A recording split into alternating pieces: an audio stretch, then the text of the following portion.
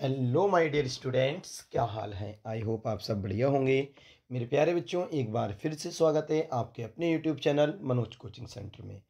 जैसा कि my dear student आप सब जानते हैं, हम कक्षा 10 के विज्ञान के सभी चैप्टर के बेटा प्रत्येक चैप्टर के बहुविकल्पीय प्रश्नों का अध्ययन कर रहे हैं।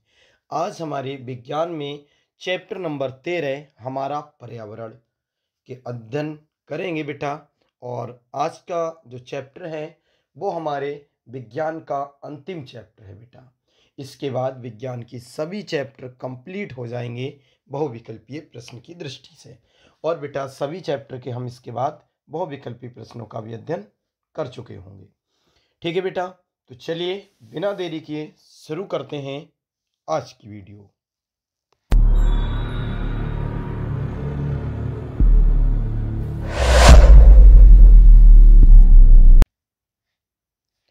देखिए मेरे प्यारे बच्चों, सबसे पहले हेडिंग पड़ा है बहुविकल्पीय प्रश्न।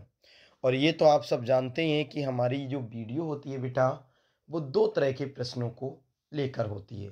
जैसे सबसे पहले जो प्रश्न होंगे बेटा वो होंगे एनसीईआरटी के, और फिर उसके बाद में इस चैप्टर से जो भी नॉन एनसीईआरटी के प्रश्न बनेंगे उनका भी अध्ययन हम प्रत्येक वीडियो में साथ साथ करते जा रहे हैं। ठीक है, और इन सभी को आप लोगों के लिए बहुत मेहनत से और बहुत ध्यान से याद करना है, क्योंकि यदि आपको अपने पेपर में 20 प्रश्न सही करना है तो बेटा इसे ध्यान से पढ़ना होगा। ठीक है, चलिए सबसे पहले शुरू करते हैं एनसीईआरटी वाला भाग। बेटा सबसे पहले निर्देश है, निम्नलिखित प्रश्नों के 4 वैकल्पिक उत्तर दिए गए हैं, सही विकल्प चुनकर लिखिए। निम्नलिखित प्रश्नों के 4 वैकल्पिक उत्तर दिए गए हैं, सही विकल्प चुनकर लिखिए। अब देखते हैं बेटा पहला प्रश्न, जीवमंडल की उपयुक्त परिभाषा है। पहला प्रश्न क्या है बेटा, जीवमंडल की उपयुक्त परिभाषा है, क्या है? ऑप्शन देख लेते हैं। ऑप्शन ए है पृथ्वी और उसका वातावरण जिसमें जीवधारी रहते हैं। ऑप्शन बी है बेटा पृथ्वी पर रहने वाले सभी जीवधारी। किसकी परिभाषा पूछ रहे हैं बेटा? जीवमंडल की। ऑप्शन नंबर सी है पृथ्वी पर पाए जाने वाले सभी पौधे।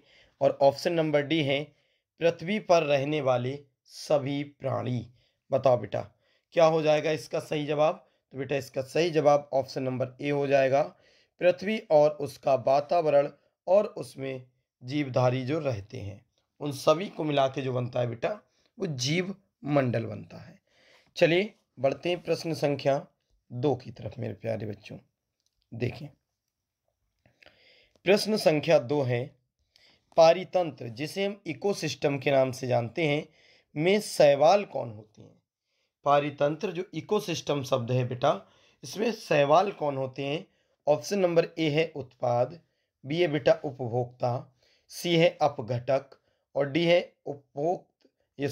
उपरोक्त में से कोई नहीं।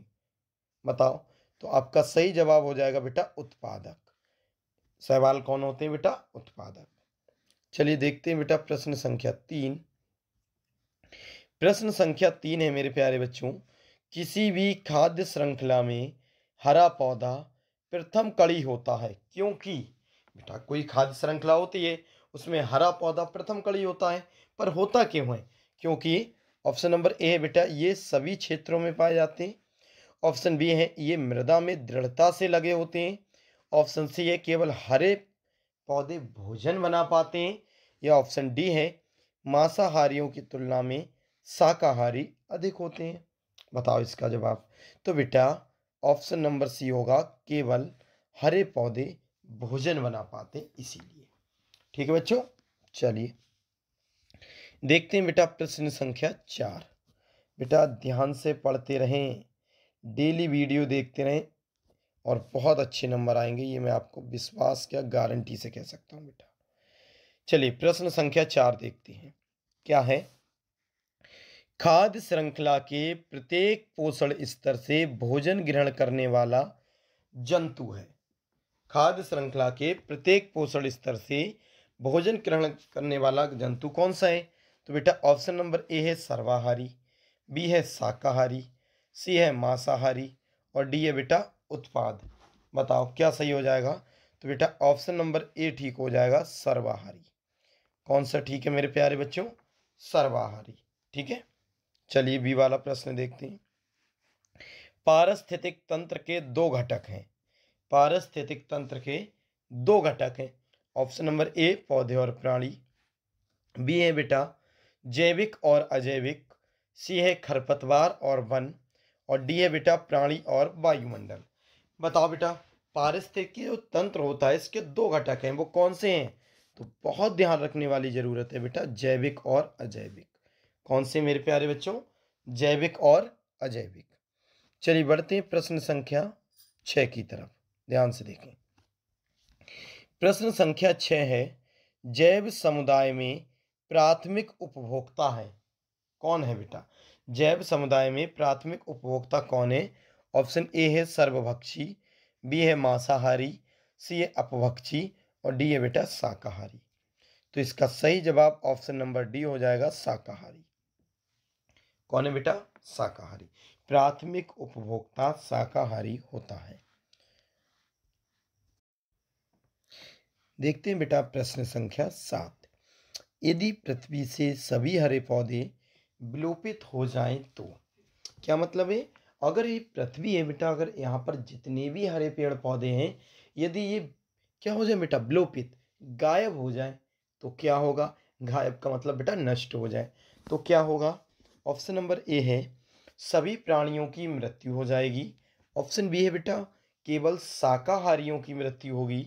ऑप्शन सी है केवल मांसाहारियों की मृत्यु होगी, या ऑप्शन नंबर डी है कोई भी प्राणी प्रभावित नहीं होगा। तो बताओ बेटा क्या सही होगा? तो मैं बताऊं बेटा आपको, सभी प्राणियों की मृत्यु हो जाएगी। सभी प्राणियों की मृत्यु क्यों हो जाएगी पेड़ पौधों के नष्ट होने से?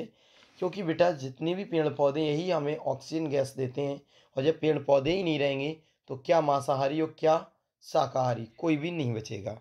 चलिए अब देखते हैं बेटा प्रश्न संख्या 8, ध्यान से समझेंगे मेरे प्यारे बच्चों। प्रश्न संख्या 8 है, एक विशिष्ट क्षेत्र में पाई जाने वाली समष्टियों को मिलाकर क्या कहते हैं? एक विशिष्ट क्षेत्र में पाई जाने वाली समष्टियों को मिलाकर क्या कहते हैं? ऑप्शन नंबर ए है बेटा समष्टि, बी है समुदाय, सी है बेटा जीवोम, और डी है जीव मंडल। बताओ मेरे प्यारे बच्चों, तो इसको कहते हैं बेटा ऑप्शन नंबर ए समष्टि। क्या कहते हैं? समष्टि कहते हैं बेटा। चलिए बढ़ते हैं प्रश्न संख्या 9 की तरफ।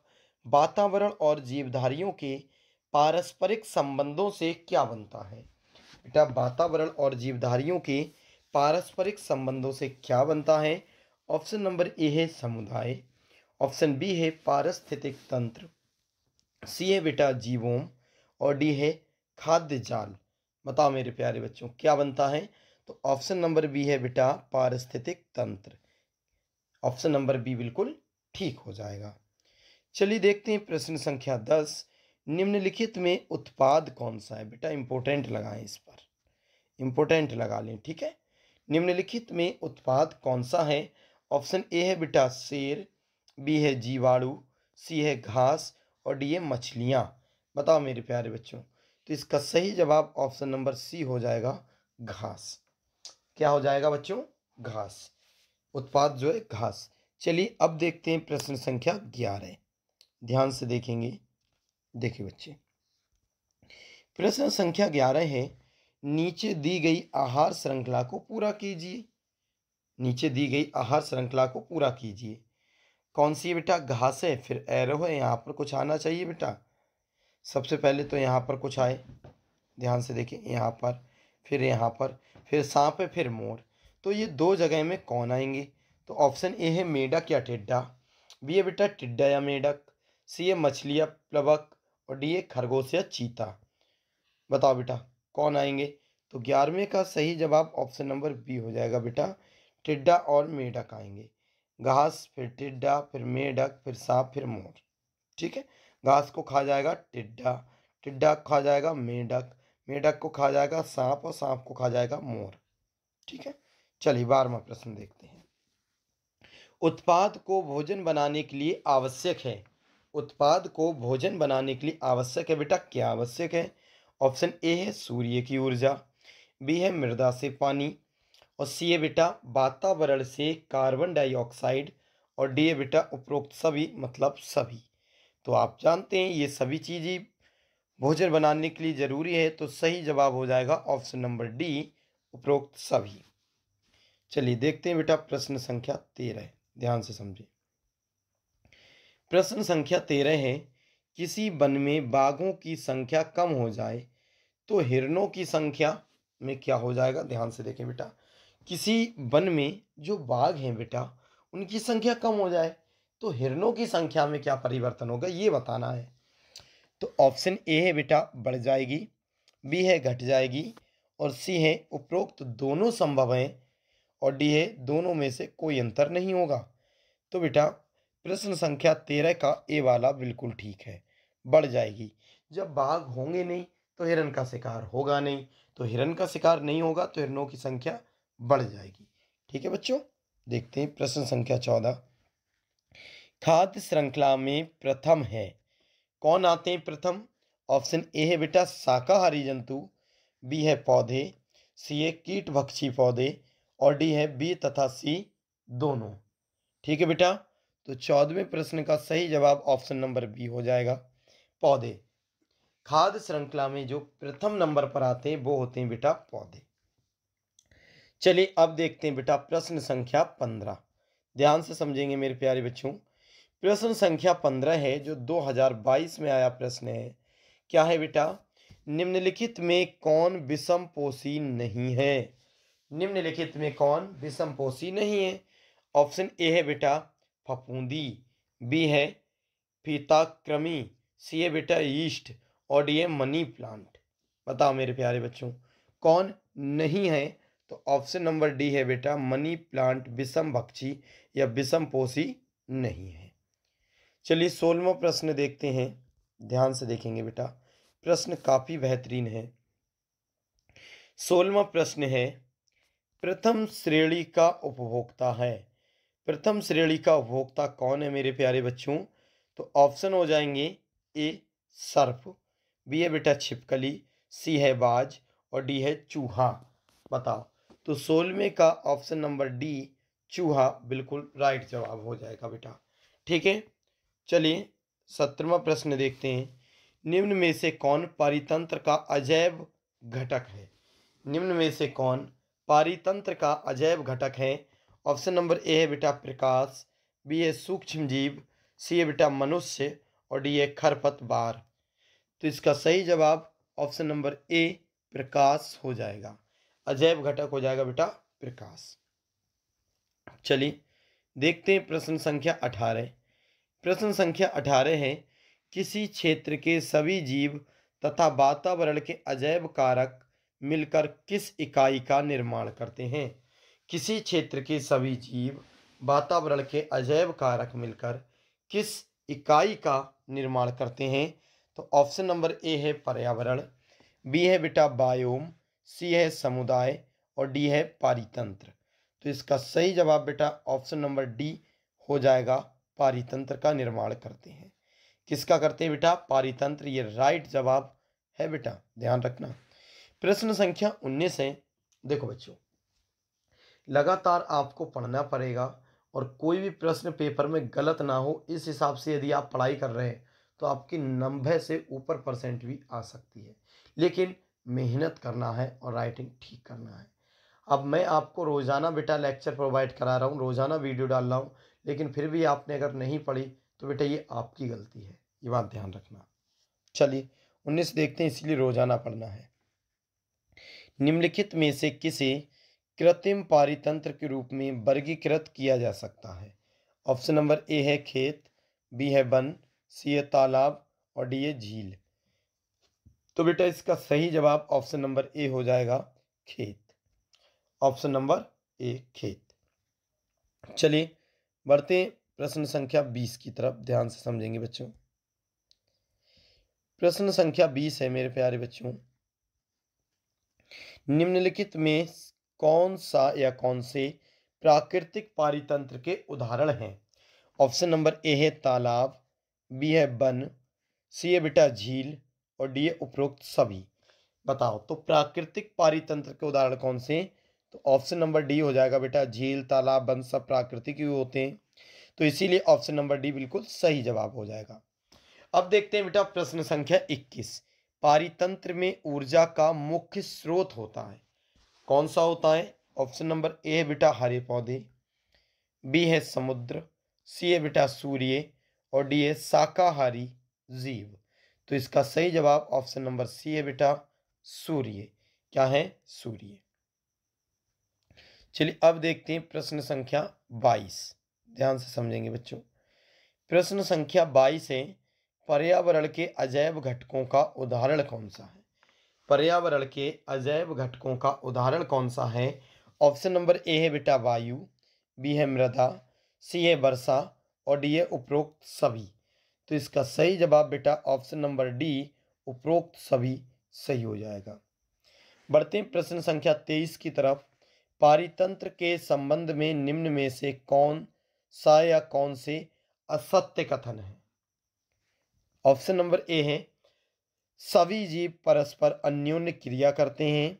ऑप्शन बी है बेटा जीवों तथा भौतिक कारकों में परस्पर अन्योन्य क्रिया होती है।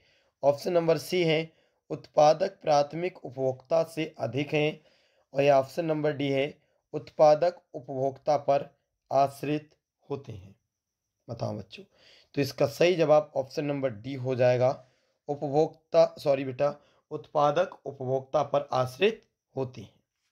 चलिए बढ़ते हैं प्रश्न संख्या 24 की तरफ। ध्यान से देखेंगे मेरे प्यारे बच्चों। प्रश्न संख्या 24 क्या है समझे। प्रश्न संख्या 24 है, जटिल कार्बनिक पदार्थ को सरल अकार्बनिक पदार्थ में बदलने का कार्य कौन करते हैं? जटिल कार्बनिक पदार्थ को सरल अकार्बनिक पदार्थों में बदलने का कार्य कौन करते हैं? तो ऑप्शन नंबर ए है पौधे, बी है वायरस, सी है अपमार्जक, डी है बेटा जीवाणु। तो इसका सही जवाब ऑप्शन नंबर बेटा सी हो जाएगा, अपमार्जक। कौन करते हैं? अपमार्जक। चलिए देखते हैं बेटा प्रश्न संख्या 25। देखें प्रश्न संख्या 25 है, आहार श्रृंखला के संबंध में कौन सा कथन सत्य है? तो ऑप्शन नंबर ए है सूक्ष्म जीवों के बीच आनुवांशिक पदार्थ के विनिमय को दर्शाता है। और बी है बेटा ऊर्जा का प्रवाह एक ही दिशा में होता है। सी है ऊर्जा का प्रवाह चक्रीय होता है। डी है एक पोषण स्तर से अगले पोषण स्तर में जाने पर ऊर्जा बढ़ती है। तो बेटा इसका सही जवाब ऑप्शन नंबर बी हो जाएगा, ऊर्जा का प्रवाह एक ही दिशा में होता है। चलिए 26वां प्रश्न देखते हैं, वायुमंडल में उपस्थित ओजोन परत अवशोषित करती है किस चीज को? बेटा वायुमंडल में उपस्थित ओजोन परत अवशोषित करती है किसको? तो ऑप्शन नंबर ए है बेटा पराबैंगनी किरणों को, बी है अवरक्त किरणों को, सी है बेटा एक्स किरणों को और डी है उपरोक्त सभी को। तो इसका सही जवाब ऑप्शन नंबर ए हो जाएगा, पराबैंगनी किरणों को। चलिए देखते हैं बेटा प्रश्न संख्या 27। प्रश्न संख्या 27 है, रेफ्रिजरेटर में कौन सी प्रयोग की जाने वाली गैस जो वायुमंडल में ओजोन की कमी के लिए उत्तरदायी है? रेफ्रिजरेटर जो होता है बेटा उसमें प्रयोग की जाने वाली कौन सी गैस है जो वायुमंडल में ओजोन की कमी करती है? तो ऑप्शन नंबर ए है बेटा सल्फर डाइऑक्साइड, बी है क्लोरोफ्लोरोकार्बन और सी है बेटा कार्बन डाइऑक्साइड और डी है मस्टर्ड गैस। तो इसका सही जवाब ऑप्शन नंबर बी हो जाएगा बेटा क्लोरोफ्लोरोकार्बन यानी CFC। ये थे बेटा हमारे NCERT के 27 प्रश्न। अब बढ़ते हैं बेटा इस चैप्टर से जो अन्य महत्वपूर्ण हैं विदाउट NCERT या फिर नॉन NCERT वाले बेटा प्रश्न देखते हैं। वही हेडिंग है बेटा जो प्रत्येक बार होता है, बहुविकल्पी प्रश्न और निर्देश में कि 4 वैकल्पिक उत्तर दिए गए, सही विकल्प चुनिए। चलिए पहला प्रश्न देखते हैं बेटा, पौधे जंतुओं पर निर्भर करते हैं। बेटा जो पौधे होते हैं वो जंतुओं पर निर्भर करते हैं, लेकिन किसके लिए निर्भर करते हैं, क्यों करते हैं, ऐसा क्या काम पड़ जाता है बेटा पौधों को? तो ऑप्शन ए भोजन के लिए, बी है बेटा जल के लिए, सी है ऑक्सीजन के लिए और डी है कार्बन डाइऑक्साइड के लिए। तो बेटा सही जवाब इसका हो जाएगा option number D carbon dioxide के लिए। देखते हैं बेटा प्रश्न संख्या 2, ध्यान से समझेंगे बेटा। प्रश्न संख्या 2 है, सौर ऊर्जा का परिवर्तन रासायनिक ऊर्जा में होता है, पर वो होता किसके द्वारा है बेटा? सौर ऊर्जा का परिवर्तन रासायनिक ऊर्जा में होता है किसके द्वारा? तो ऑप्शन नंबर ए है प्रकाश संश्लेषण के द्वारा, ऑप्शन बी है श्वसन के द्वारा, सी है बेटा उत्सर्जन के द्वारा, ऑप्शन नंबर डी है बाष्पोत्सर्जन के द्वारा। तो इसमें ऑप्शन नंबर ए बेटा प्रकाश संश्लेषण के द्वारा, यह ऑप्शन बिल्कुल ठीक हो जाएगा। प्रश्न संख्या 4, प्रश्न संख्या 4 है, पारितंत्र में ऊर्जा का प्राथमिक स्रोत क्या है?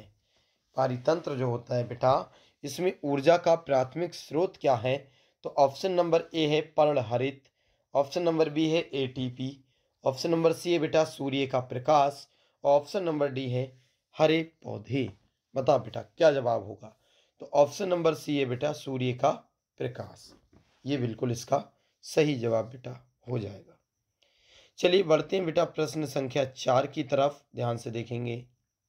देखें बेटा प्रश्न संख्या 4 है, निम्न में से कौन सा प्राथमिक श्रेणी का उपभोक्ता है? ऑप्शन ए है बेटा शेर, बी है चील, सी है बकरी और डी है मेढक। बताओ कौन है? तो ऑप्शन नंबर सी है बेटा बकरी। चलिए अब देखते हैं प्रश्न संख्या 5, मृत जीवों के कार्बनिक पदार्थों को पुनः अकार्बनिक पदार्थों में बदल देते हैं। कौन बदल देते हैं? मृत जीवों के कार्बनिक पदार्थों को पुनः अकार्बनिक पदार्थों में बदल देते हैं। ऑप्शन नंबर ए है बेटा उत्पादक, बी है उपभोक्ता, सी है अपघटक और डी है पक्षी व जंतु। तो पांचवें का सही जवाब ऑप्शन नंबर सी हो जाएगा, अपघटक। चलिए देखते हैं प्रश्न संख्या 6, देखो बेटा ध्यान से। प्रश्न संख्या 6 है, किसी भी पारितंत्र में कालांतर में जीवों की संख्या निर्भर स्थिर हो जाती है। किसी भी पारितंत्र में कालांतर में जीवों की संख्या स्थिर हो जाती है। जीवों की संख्या स्थिर होने का कारण क्या है? बताओ बेटा, जीवों की जो संख्या स्थिर होती है इसका कारण क्या है?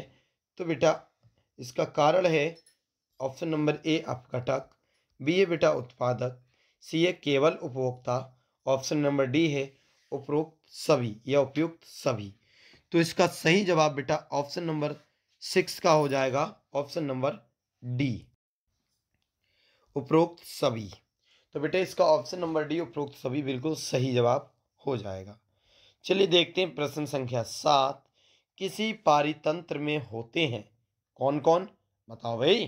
तो ऑप्शन नंबर ए उत्पादक, उपभोक्ता तथा अपघटक, ऑप्शन बी है शाकाहारी मांसाहारी तथा अपघटक, ऑप्शन सी है पौधे तथा जंतु, ऑप्शन नंबर डी है जैविक तथा अजैविक पदार्थ।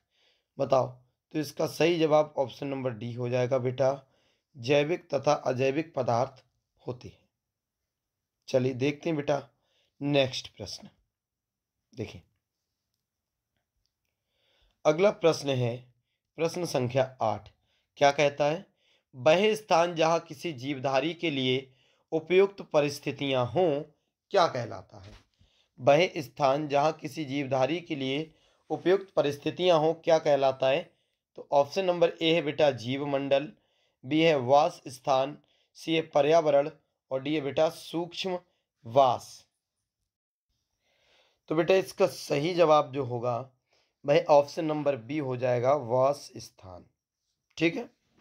चलिए अब देखते हैं प्रश्न संख्या 9, किसी आवास का वह भाग जो किसी जाति विशेष के लिए अति उपयुक्त हो क्या कहलाता है?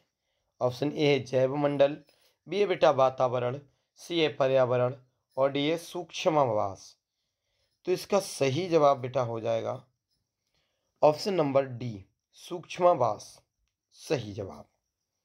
चलिए नेक्स्ट प्रश्न देखते हैं, प्रश्न संख्या 10।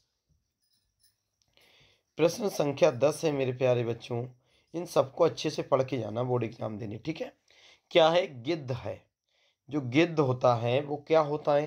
तो ऑप्शन ए है परजीवी, बी है बेटा भक्षक, सी है अपमार्जक, डी है सहजीवी। बताओ गिद्ध क्या है? तो सही जवाब ऑप्शन नंबर सी हो जाएगा बेटा, अपमार्जक है। क्या है? अपमार्जक है। ऑप्शन नंबर 11, प्रश्न संख्या 11 है बेटा, कौन सा कारक वास स्थान का जैविक घटक नहीं है? कौन सा कारक वास स्थान का जैविक घटक नहीं है?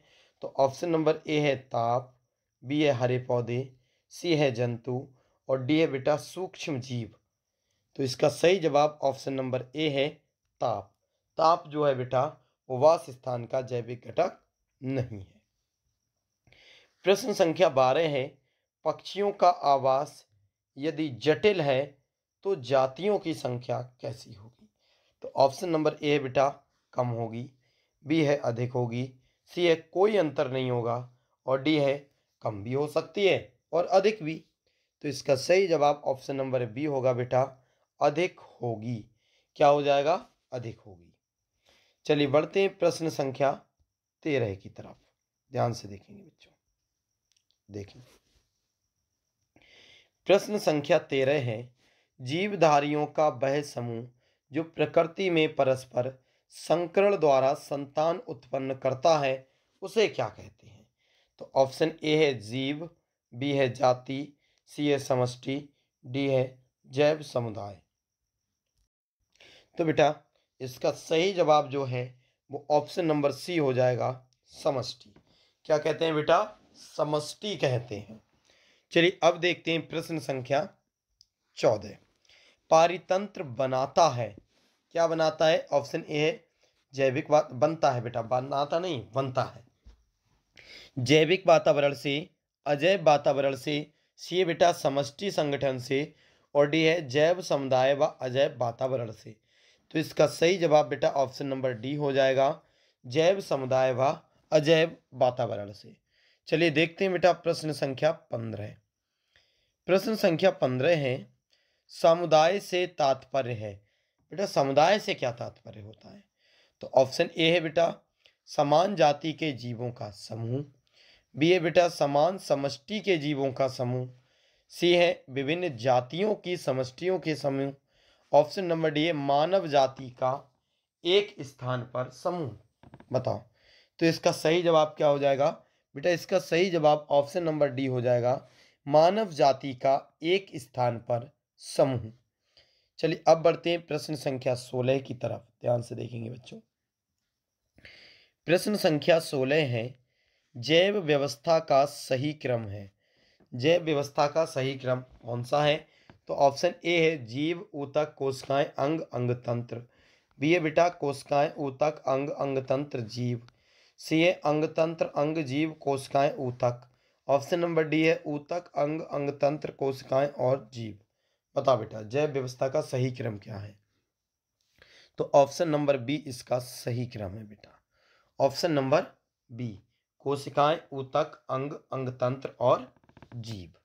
चलिए बढ़ते हैं प्रश्न संख्या 17 की तरफ बेटा। प्रश्न संख्या 17 क्या है? ध्यान से समझेंगे। देखो बच्चों, प्रश्न संख्या 17 है, मनुष्य खाद्य श्रृंखला के अनुसार होता है। कैसा होता है? ऑप्शन ए है बेटा शाकाहारी, और हाँ इस पर इंपॉर्टेंट लगा लें, ठीक है इंपॉर्टेंट, शाकाहारी, बी है बेटा मांसाहारी, सी है सर्वाहारी या फलाहारी। तो इसका सही जवाब ऑप्शन नंबर सी होगा, सर्वाहारी, क्योंकि वो शाकाहारी और मांसाहारी दोनों होता है इसलिए सर्वाहारी बोलेंगे। चलिए देखते हैं नेक्स्ट प्रश्न 18वें नंबर का बेटा क्या है, देखते हैं। 18वां प्रश्न है, संगठन बनाने में क्या होता है क्या नहीं, देखते हैं। ऑप्शन नंबर ए है इकाइयों का समूहन आवश्यक नहीं होता है, बी है बेटा इकाइयों में समूहन और प्रतिक्रिया होती है, सी है इकाइयों में समूहन, प्रतिक्रिया और परिवर्तन होता है, ऑप्शन नंबर डी है उपरोक्त सभी सही हैं। तो इसका ऑप्शन नंबर बी ठीक हो जाएगा बेटा, इकाइयों में समूहन और प्रतिक्रिया होती है। चलिए बढ़ते हैं बेटा प्रश्न संख्या 19 की तरफ। ध्यान से देखेंगे, प्रश्न संख्या 19 को देखो बेटा। सबसे पहले क्या है? हरे शैवाल होते हैं। कैसे होते हैं? ऑप्शन नंबर ए है बेटा परजीवी, बी है स्वजीव स्वपोषी, सी है बेटा सहजीवी, ऑप्शन नंबर डी है मृतोपजीवी। तो इसका सही जवाब बेटा 19 का हो जाएगा ऑप्शन नंबर बी स्वपोषी। हरे शैवाल होते हैं स्वपोषी। ठीक है बच्चों, चलिए 20वां देखते हैं बेटा प्रश्न। पादपों में वायु प्रदूषण कम करने वाली प्रक्रिया कौन सी होती है? पादपों में वायु प्रदूषण कम करने वाली कौन सी प्रक्रिया होती है? तो ऑप्शन नंबर ए है श्वसन, बी है प्रकाश संश्लेषण, सी है वाष्पोत्सर्जन और डी है बेटा प्रोटीन संश्लेषण। तो आप सब जानते हैं बेटा जो बी वाली है बेटा प्रकाश संश्लेषण की क्रिया, यह प्रदूषण कम करती है क्योंकि इसमें ऑक्सीजन का निर्माण होता है। चलिए बढ़ते हैं बेटा प्रश्न संख्या 21 की तरफ। ध्यान से समझना मेरे प्यारे बच्चों प्रश्न संख्या 21 को, क्योंकि ये मोस्ट इंपोर्टेंट प्रश्न है, ध्यान रखना। क्या है और आया भी है बेटा 2022 में आया भी है। क्या प्रश्न है? खाद्य श्रृंखला में शाकाहारी जंतु होते हैं, कौन से होते हैं? ऑप्शन नंबर ए है बेटा उत्पादक, बी है प्राथमिक उपभोक्ता, सी है द्वितीयक उपभोक्ता और डी है बेटा तृतीयक उपभोक्ता। बताओ मेरे प्यारे बच्चों, तो इसका भी सही जवाब ऑप्शन नंबर बी प्राथमिक उपभोक्ता हो जाएगा। ठीक है बच्चों, तो मेरे प्यारे बच्चों ये थी हमारी आज की वीडियो, या फिर अपनी विज्ञान कक्षा 10 की विज्ञान की अंतिम वीडियो चैप्टर नंबर 13 की। बेटा साइंस के कंप्लीट चैप्टर के बहुविकल्पी प्रश्न, कंप्लीट सब्जेक्ट के बहुविकल्पी प्रश्नों का अध्ययन मैंने आपको वीडियो प्रोवाइड के द्वारा करा दिया गया है, वीडियो के द्वारा। अब आपका यही फर्ज है बेटा कि आप सबसे पहले प्लेलिस्ट में जाकर एक तरफ से चैप्टर नंबर 1 से चैप्टर नंबर 13 तक कंप्लीट वीडियो को देख लें, जिससे कोई भी प्रश्न जो बहुविकल्पी आपके पेपर में 20 आएंगे वो बाहर ना जाए। ठीक है बेटा, बाहर ना जाए। तो चलिए आज की वीडियो बेटा यहीं पर एंड करते हैं। अगर वीडियो आपको पसंद लगी हो, पसंद आई हो, अच्छी लगी हो तो बेटा वीडियो को लाइक अवश्य कर दें, चैनल को सब्सक्राइब कर दें यदि आप नए हैं, और जैसी भी बेटा वीडियो लगी हो उसका फीडबैक आप कमेंट्स बॉक्स में अवश्य दें। चलिए दोस्तों मिलते हैं किसी नेक्स्ट वीडियो में, तब तक के लिए थैंक्स फॉर वॉचिंग। जय हिंद, जय भारत।